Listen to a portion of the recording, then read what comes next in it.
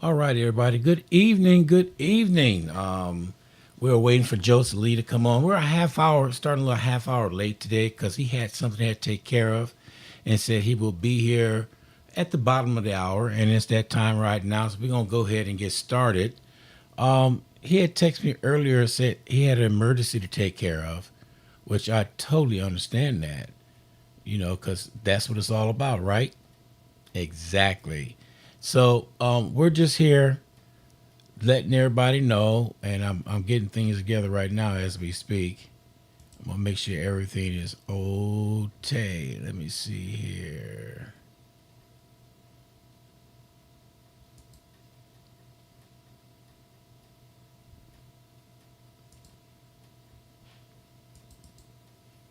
Okay, there I am. All right, I think we're all set, ready to go. Let me double check. Nope, not yet. Let me go right here.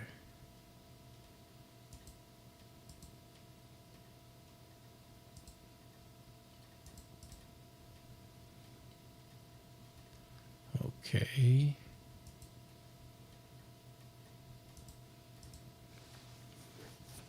Just having a little difficulty in moving the video over. So that's what we're doing right now, trying to make sure that y'all are able to see us. But it is, we're just about there. Give us a few, give us a few. Let me see here. I see that right there. I see Joseph. I'm trying to get it to broadcast over here. Why I got such a black screen? That's crazy. Okay, let's try this again.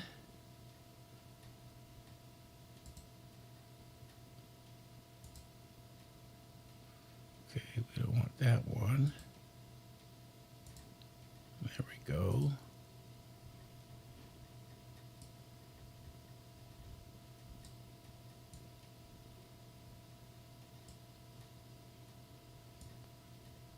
All right, we got it now. I don't know what went on right there. It's crazy. All right, everybody. Good evening. Good evening. We're a little half hour late because when duty calls and somebody's got to go take care of something, we don't hesitate for that. Could be life or death situation. When a situation like that comes up, and we know it happens. It happens all the time. So this morning was weird. This morning because I got up this morning ready to put everything on the air, and it just stuck. So I don't know. Them gremlins are seem to always come out on Wednesday. I don't know what it is about Wednesday. Don't you know it's Hump Day, Joseph?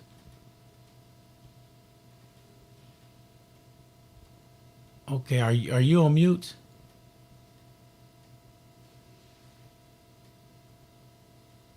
All right. I say the gremlins, they are definitely out today. What is wrong with them today? Let me make sure everything's good on my end. No, don't want to do that. No.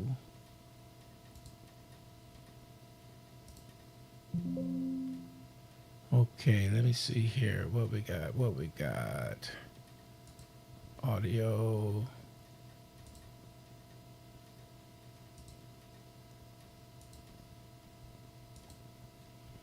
Try and make sure we can hear Joseph out there. All right, Joseph, can you hear us?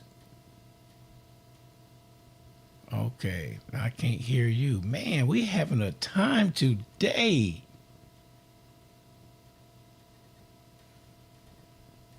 Let's see here, where are we at? Volume.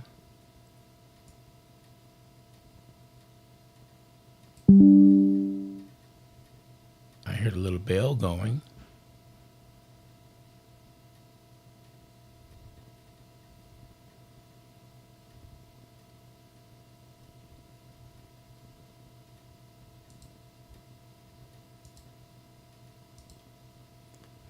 Okay,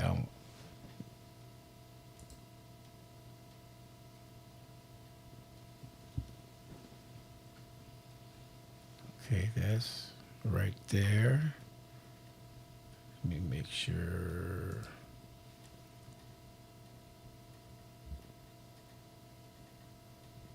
Make sure this is not in the way.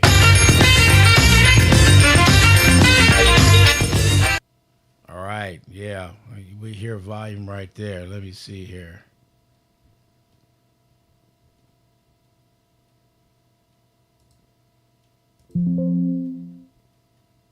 Okay.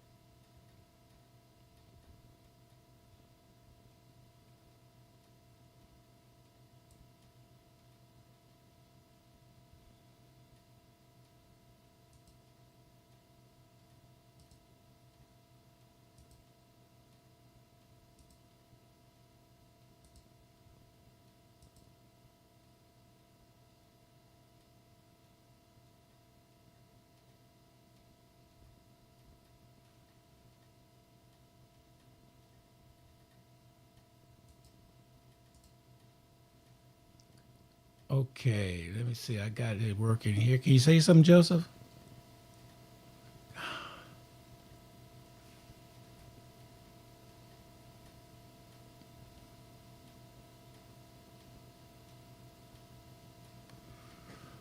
Okay, I'm gonna log out and log back in and see if that do it.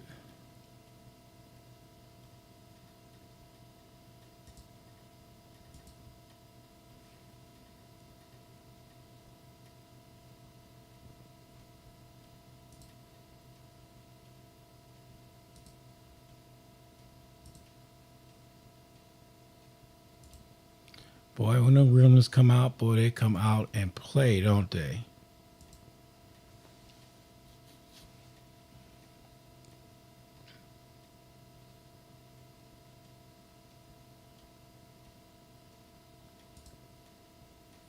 Okay. Now we're waiting for Joseph to come back on again. So hopefully this will fix it. I just don't get it. It's one. See, I didn't hear him even chime in.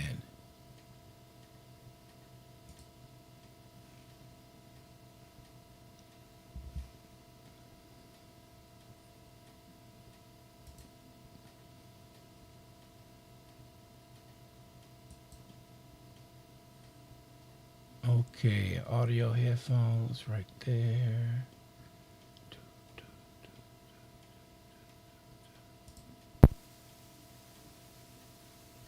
All right. Can you say something now, Joseph? No.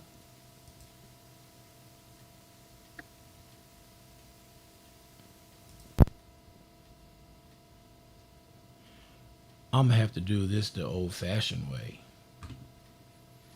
That's all I'm gonna have to do. More than one way to skin a cat.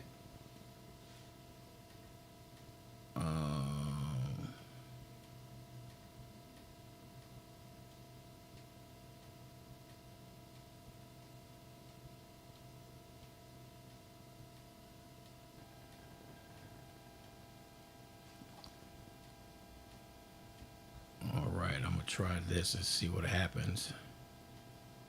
Man, I'm telling you, everybody, it's been one of these days today. Starts off smooth, but when it mess up, like I said, I love technology because when it's bad, it's bad. Joseph, I'm gonna give you a call, see if we connect that way on the phone.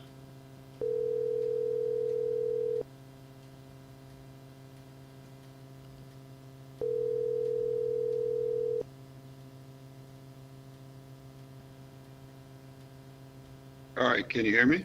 Yeah, I can hear you now. Isn't that funny? It's not working through here, but the phone is always good. That's crazy. I'm actually talking to you through my computer here. Yeah, and it's for some The reason phone. it's not. Well, we're connected. That's all that matters. Like it's always Wow. more than one way to skin a cat. Let me go ahead. I better not say that. Elmer Wright's gonna come after me for talking like that. I got enough after you Well, right now. Don't need them after me. You skinning a cat? I said no. I didn't say it in a minute like that. But wow. this has been a day. It started off tragic, and of course, you probably heard, haven't you? The shooting in Georgia, Yeah, and, I heard. and the kid was only 14 years old. They already say they're gonna try him as an adult. Yeah, well, I mean, we know the story, right? I mean, before we get into it, we already know, probably what's going on with it, right? So, um, we just have to continue to push the needle in trying to get more access and find out what happened in this particular situation with this young man. Yeah, It's just sad when this narrative keeps playing out, So, mental health is important. And when people are going through, you need to identify those folks that have access to firearms as best we possibly can right. and try to be proactive, or we're just locked into this horrific holding pattern. So I don't have all the particular details because I've been dealing with some issues here. So it's just, the world is going through a lot. So, but hey, we can make it. We just gotta learn how to work together and listen and learn from our Right. mistakes in the past. Woo, boy, that'd be all the mistakes in the past. That'd take years to catch up. It's Well, tragic. yeah, you learn from them, right? Yeah. You have to learn at some point. You have to learn from them. We can't keep making the same mistakes over and over again. That's the definition of insanity, right? And we've been going through that definition for a long, long time. So the good news here that we expect some of the folks to survive this situation, but then the healing process has to go on for those folks for trauma, PTSD and all the other things. But I already know what's going on. I know that they've already scrambled some counselors to that area. I used to do that work when I was in the States. So, prayers to those counselors that are going to come and try to help folks through this, mental health trauma and situational trauma. But we've got to, change our mindset and start reaching out to these kids. From what I'm understanding, the suspect is a 14-year-old student. And that's all we know at this point, really. 14-year-old student. And I'm pretty sure, I don't know, the narrative that usually happens is the child was either bullied or, was an introvert or whatever, but that doesn't have to be the case.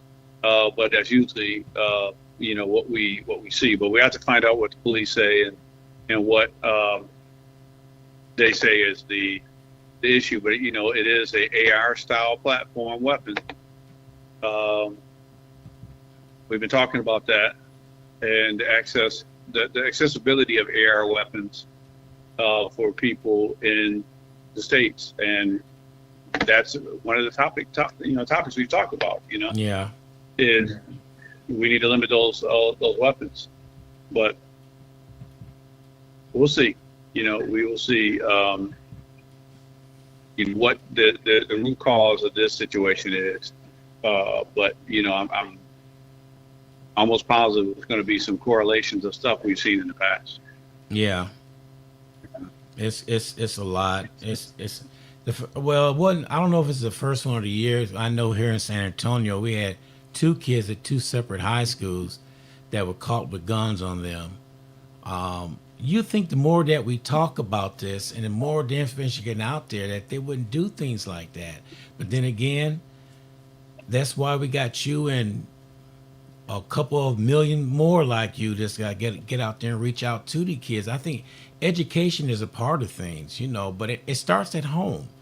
If the parents will just look what their kids are doing, they can see what's going on. A lot of parents turn a blind eye to them, like the one in Michigan. They knew the kid had a gun, but they turned around and was on trial, and both of them was found guilty. That's right. The Crumleys. You're talking about over Yes. in the Detroit, Yeah. in the Detroit area.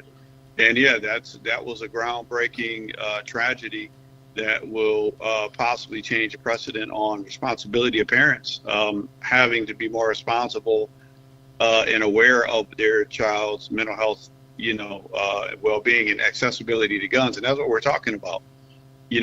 Kids being accessible to firearms. As a teenager, you already know what goes on with kids and hormones and all that.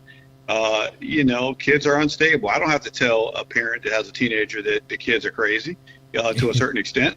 Yeah, if Yeah. you have a teenager, you already know that. So why in the world would you allow your child that is going through things and going through that unstable time access to a AR style weapon? I mean, it's horrific.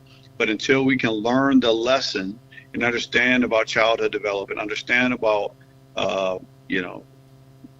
the climate that we live in and the way kids are quick to rush to violence, and even the games that the kids play, the most popular games are like Call of Duty and all that. We're creating a mindset that is embracing violence and this type of violence. And until we break the paradigm, we're going to have the same situation. So people say, well, it's the video games. Okay. Here in Japan, they play Call of Duty. They don't have active shooters. Why? They don't have access to those weapons. So we don't have to find out if it will work. Well, when was the last time you heard of an active shooter situation in Japan? Yeah.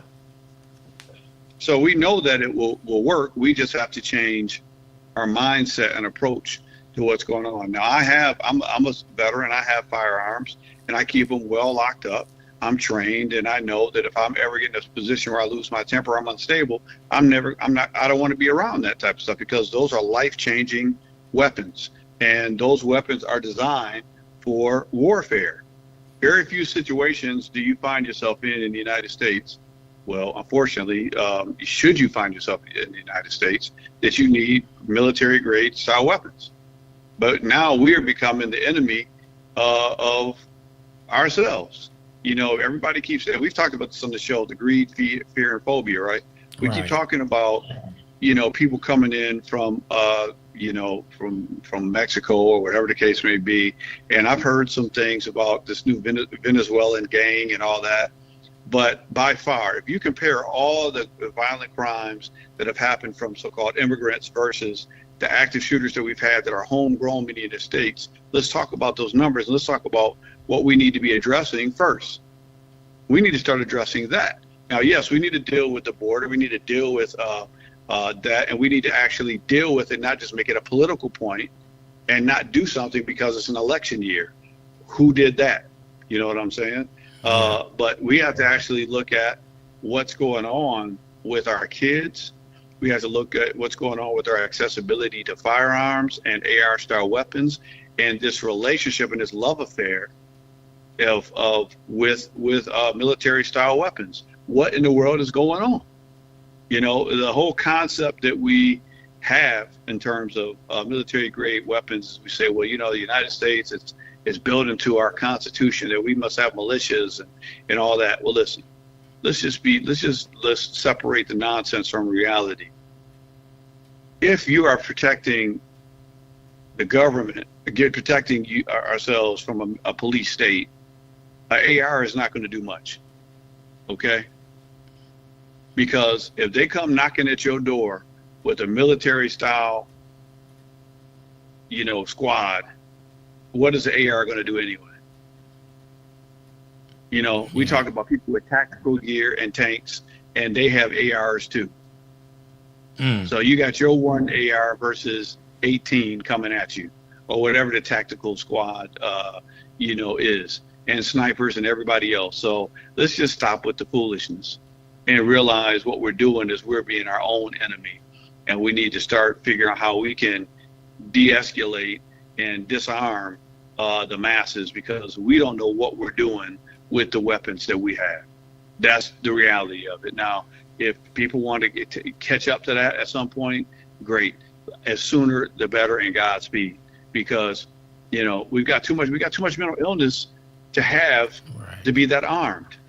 We have too much mental illness in the United States to be that armed.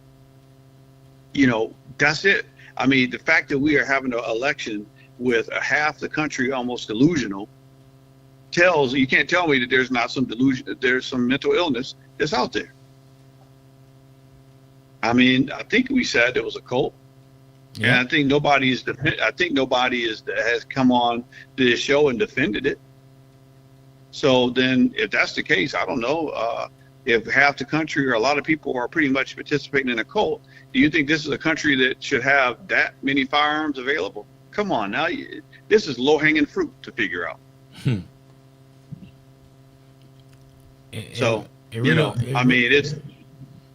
mean, we can go on this, we can talk about this, all day, right. but the reality is it's not going to change until we cut the lights on and it needs to be done, period. Yeah, I was always told that somebody, as soon as they get a gun, all of a sudden they're brave and they want to go up and buck up to people and talk this.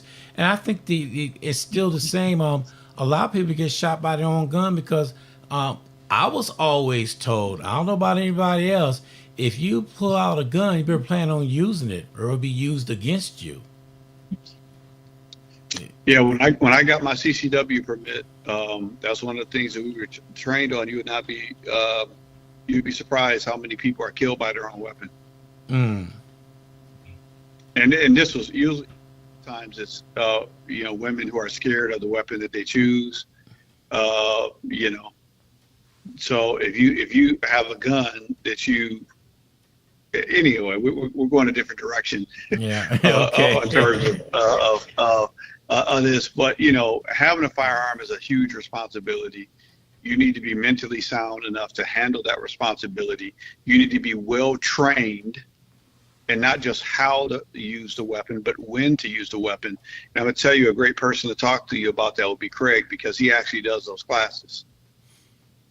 So we may have to get Craig on there, and I'm sure he's probably chiming in if he's able to listen about, when you do use a firearm, you better be clear on, what the rules and regulations are, because, and being able to handle that firearm as well. So, but one of the main things is making sure that you are mentally fit, and everybody around you is mentally fit for you to have a firearm. And if not, it needs to be locked up, and they have safes. When you buy a gun, you should make sure that you have a safe and I use the safe, safes that are dependent on my fingertips. What do you call it? Yeah. What do you call it? I forget what it's called, but all I have to do is touch my safe and then things open up, or a combination or whatever, but quick access. But my daughter has been trained and knows about firearms. My wife knows about firearms. We respect them, and when I have them, it's respected. Yeah. And that's how it has to be. And if I ever got to a point where I felt unstable or whatever, then I would turn over my firearms to a friend of mine or whatever the case may be, until I felt I was sane enough or stable enough to have that responsibility. And if you're not able to do that, if you're not capable of doing that, you have to self-check yourself and realize you're not really a person that should have a firearm. Yeah, I agree with you on that one. So, and if you are with someone who is not responsible or mature enough to handle that responsibility, then maybe you shouldn't be with them or have your children with them, because you are in danger. Now, let me repeat that. Because you are in danger. Yeah, sure enough on that one. I know we started off with the guns and stuff, but that was something that hit the news, because I know you have some other things you want to tackle today, right? I do. I wanted to tackle some things on anxiety, and I wanted to tackle some things on stress, and this kind of falls within that, right?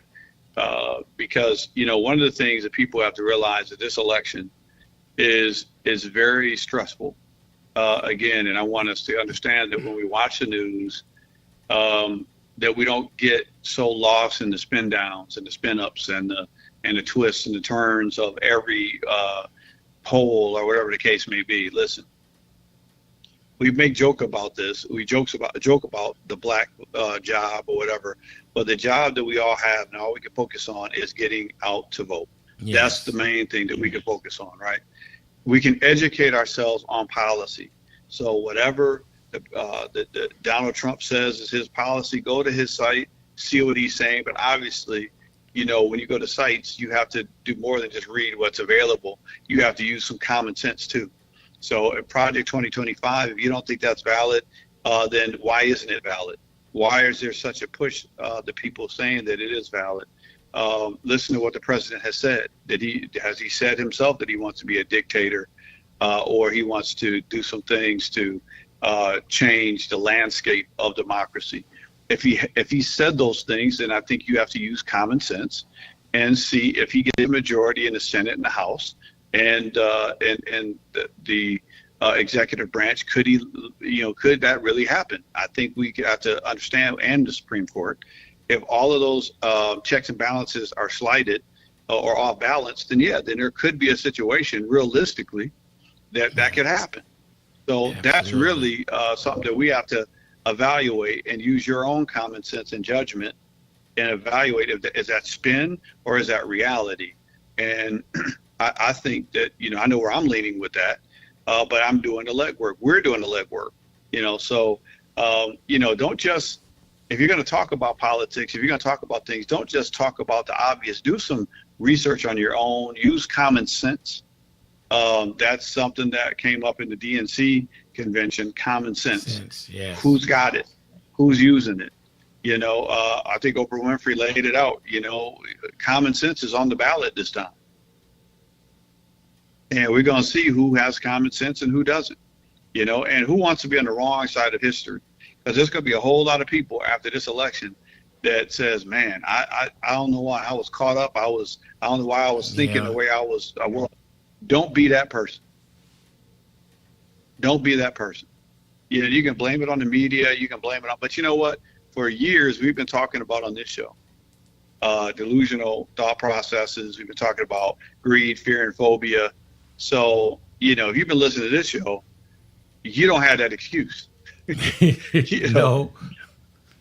You don't have that excuse. So if you like the show, if you don't, I don't think we ever struck out trying to be liked by everybody. I think we struck out trying to be accurate and open up a discourse and talk about how we can mentally handle a lot of these things and move in a healthy direction.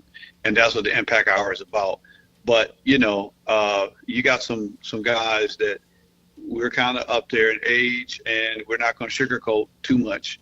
I think I'm a little nicer than Ron sometimes, but but I don't think you're not going to get too much fluff and feel good over here.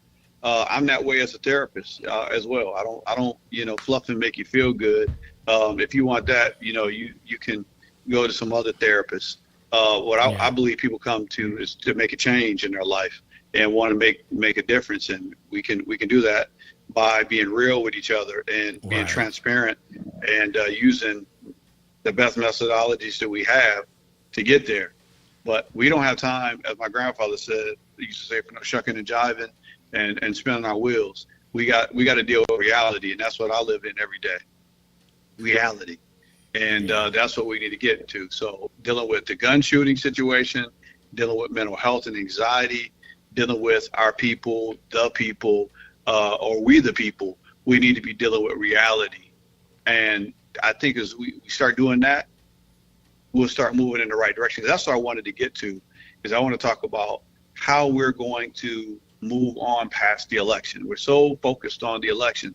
What about the day after, the week after, the months after, the years after the election? What can we start doing right now? Well, I'm going to tell you something. Being as healthy as you can be right now is going to help you deal with after the election. Right. Okay? So developing some social skills, being around positive people, not people that are always talking about negativity. These are the things you're going to want to do now so that you have a support network for whatever happens after November. Yep.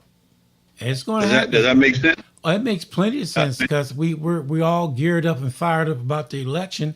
It was a movie that was called The Day After. So I remember that movie. yeah. Yeah. So the day after, we're gonna see some things. I don't think we're gonna see January 6th because a lot of people saying that their friend and they still arresting people right now to this day. They arrested somebody the other day about it.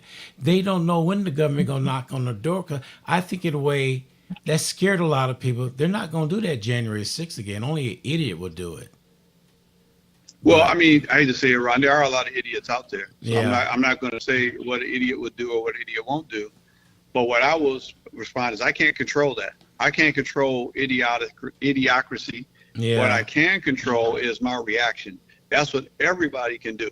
So being proactive, no matter what happens after November, I know that I'm going to try to make sure that I keep myself and my people around me on solid ground mentally. yeah.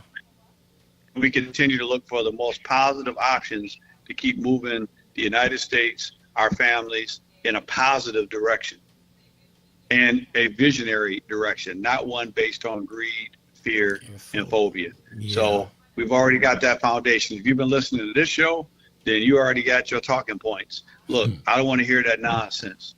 For my hip hop community, we go to an old analogy. Hey, don't gas me.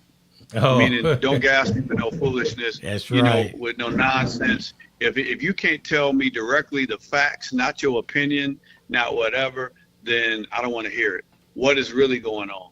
What's really happening? How can I really make a change in what's going on?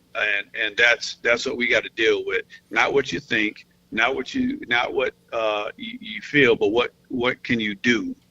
And to affect a positive change in your life, in your circle. And we all have that power because let's just be honest, we can vote. That's the extent to what we can do to control what's going to happen in DC. We can vote. That's right. Now, other than that, we need to manage the people around us to be positive, productive, and healthy. And that's what we need to do. And those people, and that's my mental health point today, is start sanitizing your circle. If people are not providing any healthy, positive energy, you need to put them on notice. Hey, I'm not here for that. That's not what we need to do. We go into a situation now where we're gonna need all strength and positivity and mental health and well-being. So if Debbie Downer want to come around or homeboy talk too much stuff, want to come around and never have anything positive, miss them. Let them go to voicemail. Okay. And when enough people stop listening to folks, they start checking themselves. Wow, why don't anybody want to talk to me? Maybe because they don't want to hear all that mess. Exactly. So And you're right about that. Sometimes don't pick up that phone because you know that person's gonna come with grief because that's what they do. yeah. I mean, by now you know your friends Mhm. and family. Let me make sure I say that, and family that are going to provide you stress. I don't know. Isn't it stressful enough? I mean, isn't life handing you enough stress? Yeah. So don't add to your own stress. I'll say all the time, you know what? Like I said that last night, I'm done with negative conversations for the night. You got to, I set appointments for negativity. Like if you come with me with something, I refuse to accept it and talk about it right now. Yeah.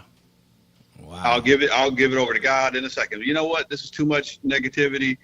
There's not much I can do. Is there anything I can actually physically do? Can I write a check for it? Can I fix it? Can I do something about it? No, then I got to give it to God. I don't want to hear about it. Yeah. Speak about If I can't do it, I got to give it to God. okay. Yeah. Speak about anxiety and stress. Mm-hmm. The holiday season is coming up, and it's not funny what I'm getting ready to say, but after the election, there's a holiday season. How many nephews and uncles and cousins gonna be at each other's throat if their side of the party didn't win? I guess that's kind of one of the things I'm talking about. We need to decide that stuff now. That we're not going to talk about politics at the holiday gatherings, because I have a feeling it could be a mess, with whoever loses or wins, and then you mix alcohol and dysfunction. I don't even want to think about that. You know what I'm saying? I don't even want to think about that. Let's be proactive. If you know that somebody, all they're going to talk about is politics, just set the ground rules. Hey, we're going to have a safe space. We're not going to talk about any politics. If you start talking that mess, we're going to give you your plate and show you the door. Yeah. You know what I'm saying? And you go sit at home and, eat your turkey in front of your TV and talk about, talk to CNN or whatever, But, that's it. Yeah, it's going to be a crying shame that you got to vet your visitors before they come over. I hate to say that. Hey, Uncle John, what you think about that? Are you going to be okay coming over? Nah, man, they cheated. Well, you stay right at home. You don't even come over. We won't even send you a plate. Well, I mean, you make your own Thanksgiving dinner. We don't need that drama over here. Yeah, no. Give Uncle John a plate now. Don't let him starve, because then he might lose. He might snap. He can't get no turkey, and he can't talk junk. Oh no. So give him a plate. Okay. But he just can't. He just can't come over talking that mess. Yeah. I mean, why do we have to talk politics at the holidays? I mean, if your family can handle that, great. But if not, and I do believe there's going to be a lot of families that probably need to check that at the door, or check it at their door before they go to the family house that they're going to. That would be great. And that doesn't include just politics. So let me that can include other things, other family dramas that involve. Maybe you need to have a sober house party where there's no alcohol being served in this. So we're going to have a nice punch, but there's not going to be anything to punch you in the punch, because one of the things we know happen with alcohol at these family gatherings, and I know I'm like, oh, it ain't going to work for me. I know I'm going to have me a beer or whatever. Well, if you got to do that, then maybe, you need to try out non-alcoholic beer or something. Yeah. Because, why holidays, I don't know why we have decided that on holidays we want to take a festive situation and turn it into something that is a family dysfunction. I don't know why we have decided that, but a lot of families, they know it's a love-hate thing. I'm gonna love to see everybody, but there's gonna be some mess at some point in the family festivity. So be smart about it. If alcohol, if you typically know that things get heated right after you start drinking, then don't drink. Or if they got to drink, they can go on to their house. And all the folks who want to drink, they can go over there and act a fool. But in the family house with the kids and everybody else, there's not going to be no alcohol. And go over Uncle, I don't want to say no wrong name, but Uncle whoever house, and drink, and they can drink over there and act a fool and cuss and all that, right? But decide that you're going to have a healthy, productive holiday season after this, because Thanksgiving is going to look real different, man. Holidays going to look real different if you don't set up some ground rules this year. Yeah, you're right about that. And another subject that stirs people up is religion. That's another. It's two things you don't talk about: family functions, religion, and politics.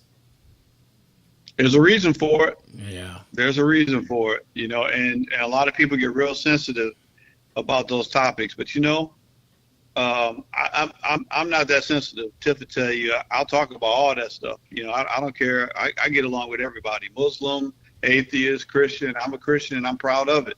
But I will discuss it with anybody. And if anybody's offended, then, let's not have that discussion. I'm very seldom will try to bring it up. But if you bring it up, then we'll say, hey, can you handle this conversation? Because what I might say, you might not like. Yeah. And that's it. But anyway, I mean, it is what it is. People are going to be who they're going to be, and I think a lot of times religion is talked about in a way that's a problem, when really it should be, in terms of Christianity, it should be love. We should be loving each other, not judging or knocking people over the head with the Bible and all that. Yeah. No, I mean, Jesus didn't do that. So who are you? All these pastors that come in and want to talk about this person being holy, that person being holy. Let me tell you, uh, if it wasn't for Jesus, you wouldn't be holy. So shut up. You know what I'm saying? Like, in other words, don't shut up, but watch what you say. You know what I'm saying? Because Yeah. a lot of times, yeah, I do believe that we need to talk about holiness. There's a whole lot of stuff going on right now that needs to be addressed with our kids and what they're being shown and what's out there. And holiness definitely would help. But if you come across just completely judging everybody, don't nobody want to talk to you. Yeah, who wants to sit down? You know what? I came home from church one time about a year ago, and I answered the door. It was, somebody who was evangelist, whatever, was walking, knocking on doors. He said, "Sir, how you doing today?" I said, "I'm doing okay. I want to talk to you about the Bible." I said, "Sir, no disrespect, but I just got home from church, and I'm good." Well, do you know where you're going if you die? I said, "Sir, I just got home from church." Well, see, that's the problem. You need to sit down and talk to me. I said, "Sir, no disrespect. I'm ready to close the door. I just came from church. I'm full of the Holy Ghost. I'm okay. But if you keep on asking that question, that Holy Ghost is going to be released and the real Ron going to come out. I talked to you nice and told you I'm good." And then he Hey, backed up and walked Ron, away. Ron, don't give up the ghost, man. Don't ever give up the ghost. I mean, That's a bad thing to do. I was just blunt. And a lot of people tell me, Right. even my wife tell me, sometimes you can be blunt. Sometimes people don't understand you till you be blunt. How many times Well, how many times did I tell him I'm good? He kept on, like he's a used car salesman. It's not gonna happen. so that's a warning out there for the folks that are knocking on doors that just want to get their message out. The people that have already said they good. When you come a person like a brother like Ron, you're gonna get. Now me on the other hand, my wife will tell you, I love to have those debates. When the Jehovah Witness come, I'm goofy enough, open up the door. We're gonna have that debate. I'll have them reconsidering I love talking about God. You know what I'm saying? Yeah. I love talking about they going out and doing the legwork. That's cool. But I've sat down and we talked for an hour. And they're like, man, yeah, people aren't usually as communicative with us. I'm like, yeah, I don't have no problem talking to you. You're knocking on the door, you're doing God's work. So, I'm not going to push you away. You out here at least trying to do the work. But understand, some people also know who God is. And when they come across folks, then I'll take your literature and everything else, and I'll take a look at it. That's fine. But, Yeah. When you come back, and sometimes they'll come back, hey, have you read it? Yeah, I read it. And this is what I thought. Have you seen this scripture? Or take a look at that. You take a look at this. Yeah. Oh, wow, I didn't think about that. Yeah, that's good stuff. Well, don't forget that there are some other people out there that when you're out there doing your holy rolling, that you're going to run across, they already are good. And, don't be obnoxious. With your help. But you got those new baby Christians and they so excited they want to just tell the word, and I don't want to quench their spirit. So I listen, and maybe God might have a message. Sometimes people send people to the door. God does that, sends people to the door to you, and I'll listen. But we got to be a little more patient. With some folks sometimes. Yeah. Let them say what they got to say for a minute. They got on a bad day, I might give you a couple minutes. On a good day, I might give you an hour. If I don't feel good, I might not answer the door. It just depends on how I'm feeling. That's it. So if you don't feel like being bothered, don't answer the door. Yeah, that's true. But look, I know when they come into the door with the two-piece outfit on and yeah. and about to open up the word. Just hey, you know what? Thank you. I know where I'm going. Love you. Yeah. Keep it moving. Go ahead. Yeah, you want some water? Let me give you a bottle of water so you can keep on moving. But let me hit you with this scripture. Think about that and keep it moving. So, see, for me, the garage door just went down, and then the doorbell rang. Garage door just went down. The doorbell rang, and I went to go. I know you already. I just looked. That's what did it. That's what did it. I just got in. I wasn't trying to be mean, but I thought maybe it was my neighbor or something. I opened the door. I said, And I didn't see them anywhere when I pulled in. It's like they were sitting outside the bushes stalking me, waiting for me to get inside and ring the doorbell. Wait, Ron, see, so you were more mad that you had just put the door down and they rolled up on you and you didn't see them. Yeah. Than what they were talking about. I get it. So Yeah. I've had those moments. So you and Tiff is that way. She don't listen. My wife is the mean one. I'm the nice one. People think I'm the mean one. Tiff is the mean one. Hey, they come to the door. Tiff ain't gonna hold you up, man. Yeah. My wife, she ain't gonna hold you up. So you may not get 3 seconds. Yeah. You know, my wife will hit you. My wife will hit you with the Martin Lawrence. Oh. Actually, my wife, she won't even open the door. Oh. Actually, so if I'm not around, the door's not even getting open. That's just how she's always been. So Just like and that's a good thing. just like Brother Man on the 5th floor. You know. Oh, that's understandable. But those are some of the things we don't that we should not talk about. Bowling. I told you now. I know the nickname you gave me, but bowling. What I just said. When I was out for about 3 weeks last year in bowling, when I went back, this young lady by the name of Jackie came up to me and said, "How you doing?" I said, "I'm doing better. Now we can tell you the nickname we gave you." I said, "Oh, I have a nickname? How long I had this nickname?" "Oh, for a couple of years. And I'm just now finding out?" "Okay, what is my nickname?" "We call you Reverend Good." I said, "Reverend Good? Why you call me that?" It said, "Because you always come to the bowling alley. You talk to everybody for their bowl. You tell them have a blessed time and all that stuff. And you go back to your, and we ain't never heard you cuss." I said, "So it's like that, huh?" "Yeah, you got a good aura about you." I said, "Whoa. Okay." And it dawned on me that you don't know when people are looking up to you. You never know. And you're the same for 2 years. You haven't changed. And Riley said, "Now that's a good brother right there. He always come talk to people." But I never looked at it like that. I looked at socialize with people, tell them have a blessed day and go on my merry way. That's me. You know, but when people give you that nickname like that, and here I am talking about slamming the door on people, knocking on the door, want to tell me, "Have I found Jesus?" Well, here's the thing, Ron. As far as I've known you, I think going all the way back to Flames, you've always talked about the power of networking. I remember one of the first things you said is when you meet somebody, you need to make sure that you follow up, you're respectful, and that stuck with me because a lot of people don't have that conversation. You know, when you talk to a business owner or whatever, when you're out there meeting with people, people are looking at you. And you know, fortunately for 2 years, you know, these people have seen the best Ron possible. Now, I've seen only the best Ron. You know, I don't know this guy that's going to shut doors or whatever. Now, what I do know the guy that if you bring some nonsense in front of him, he's going to let you know it's nonsense. And I have seen that Ron, and I grew up around Rons like that. You know, I handle that in my own way. I'll shut you down, but I try to do it, you know, a little.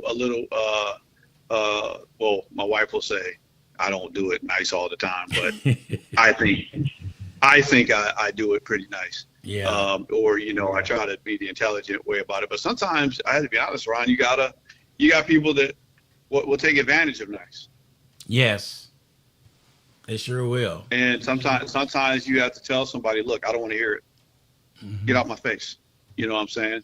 And sometimes you got to go at people, and they don't understand anything but straight conversation. So, and sometimes you got family members like you try nice, and then you have to go a different direction and be direct and say, you know, "Hey, you know, I told you we're not talking about politics this holiday season. And if you can't respect that, then you're going to have to leave. I love you, but you got to go." See, that's when the holiday season is a time you sit back and before you lose a loved one, let's have fun and talk about what we did back in the days and how funny it was. That to me is family time when you're doing together for Thanksgiving and Christmas. You talk about that time. Man, remember that time you went flying around the corner, you hit the floor, and you slid for 4 feet? Stuff like that. You talk about. Remember that time you climbed that pole? And this is a true story. I'm going to say it was this one guy when we had those concrete poles, light poles, and this Hmm. German Shepherd came out of nowhere. And Joseph, I would never seen a brother climb a concrete pole. He climbed that pole, get Yeah. away from that dog. I don't know how he did it, but things like that Listen, we talk about. We just started laughing. you know,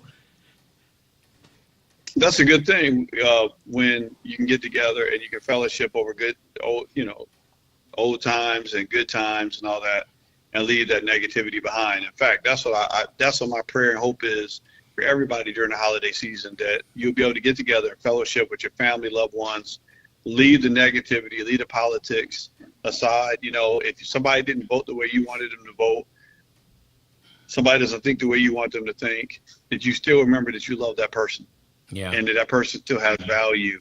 You may not respect their thought process, you may not respect their intelligence in a particular issue, but you've got to learn how to move past disagreement and not do away with someone completely because they don't agree with you or whatever the case may be. And yeah, we've got to be more mature than that. But that's that greed, fear, and phobia, man. And immaturity. I'm gonna add that too, immaturity. yeah, We at some point we have to be adults. yeah. You're right about that. All that teenage stuff is So gone. High school stuff is gone. You gotta be an adult about some things. As they say, put on your big boy pants. hey, you got to. Cause On your adult pants, yeah, because I remember the two guys, and it was funny. We're sitting down there drinking at a bar. We had some of the high school people graduated in there, and it was this one girl that everybody was in love with. And she married and all that stuff. These two guys sitting at the bar saying, "Man, I like her more than you did." No, you didn't, man. She was my girl. They started fighting. I said, hold up, guys. Time out. You fighting over something that's not yours. She moved on. She's married. But you sitting up there talking about that high school stuff. Apparently, you weren't that good or else she had been with you. Then they turned well, you around. got. Then they turned around and looked at me and said, They might swing on you. yeah, that's what Ron, they you might they want to be they careful. they tried to do that, and I told them, I said, don't even go there. How can you fight over something that's not yours? Well, because they're not really fighting over the object. What they're fighting over is their ego. Mm, And see, that's you got to look past. That's that psychological lens I hit you with. Yeah, you weren't ready for that answer, but that's what it is. It's a lot. Most of the fights that happen in life is not about the situation. It's about your ego. So people get killed over their ego. yeah. And then, Relationships get broken and all that because of the ego. So the girl was not really the issue. It was their ego that was the issue. And that's probably why she didn't like either one of them, because they were dating their ego and not her. ooh, ouch. That's smart. What you just said. Woo, y'all hear that out there? So, but yeah, you right about that. I never looked at it like that. That's the reason why we got you here. That's the reason why Hey, I'm Joseph not even is gonna here. try. Hey, and that's why that's why my rate is 150 an hour. So, Ooh, ooh, it's time and that's for and that's conservative. yeah, it's That's time for a conservative. raise. It is time for a raise. Now that I Yeah, think about it. But it's not about gouging people. It's about being fair. It's about helping people to navigate and see things they normally don't see, because you can get stuck. We talked about generational curses and generational things. Now we got about 5 minutes, and I want to talk about this piece right here, because I think if we understand this will stop a lot of the gun violence. It'll stop a lot of the foolishness that's going on in a lot of communities. We have to deal with learned helplessness. You talked about that last time, and I want to bring it up again because I think it needs to be talked about, because I've seen it time and time again where a parent will pass on their curses to their kid.